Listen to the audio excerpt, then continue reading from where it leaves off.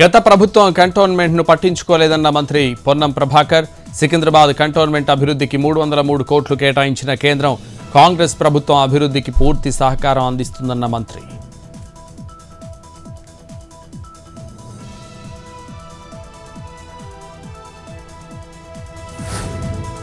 లగచర్ల దాడి ఘటనపై పోలీసుల విచారణ. వికారాబాద్ కలెక్టర్ కార్యాలయానికి చేరుకున్న అదనపు డీజీ మహేష్ భగవత్ ప్రజాభిప్రాయ సేకరణకు ముందు జరిగిన వివరాలపై ఆరా.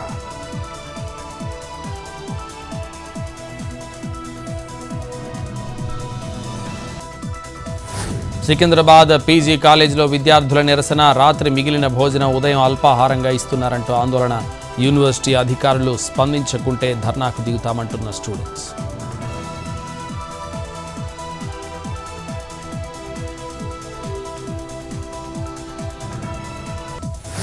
కర్నూలు జిల్లా కోడుమూరులో వివాహిత దృశ్యం. గత కొన్ని రోజులుగా కుటుంబ కలహాలు. 2 కొడుకులను ఇంట్లోనే వదిలేసి వెళ్లిపోయిన మహిళ. భర్త ఫిర్యాదుతో కేసు నమోదు చేసి దర్యాప్తు చేపట్టిన పోలీసులు.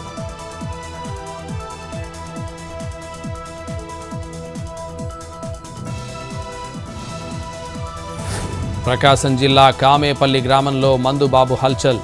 అడ్డు తప్పుకోమన్నందుకు ఆర్టీసీ బస్సు డ్రైవర్ కండక్టర్పై దాడి. నిందితుడు హరిబాబును అదుపులోకి తీసుకున్న పోలీసులు.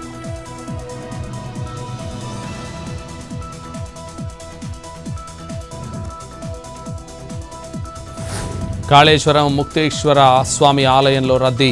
శనివారం సందర్భంగా శని పూజలకు బారులు తీరిన భక్తులు. ముక్తేశ్వరుడికి అభిషేకాలు, విశేష పూజలు.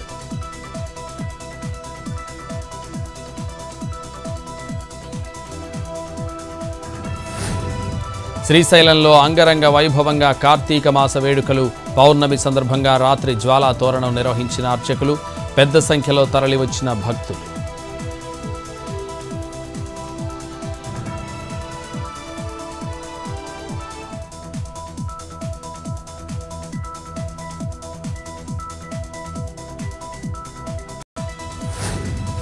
స్వల్పంగా తగ్గిన బంగారం, వెండి ధరలు. 22 క్యారెట్ల 10 గ్రాముల పసిడి 69,460, 24 క్యారెట్ల 10 గ్రాముల పుత్తడి 75,770, కిలో వెండి ధర 98,900 రూపాయలు.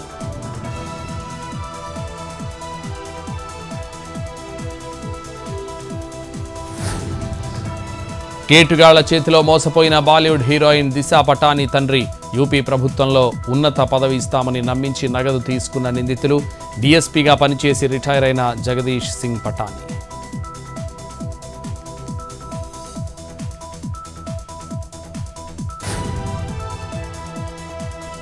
పంజాబ్లో కమ్మేస్తున్న పొగమంచు. పంట వ్యర్థాలు తగలబెడుతుండటంతో పొల్యూషన్.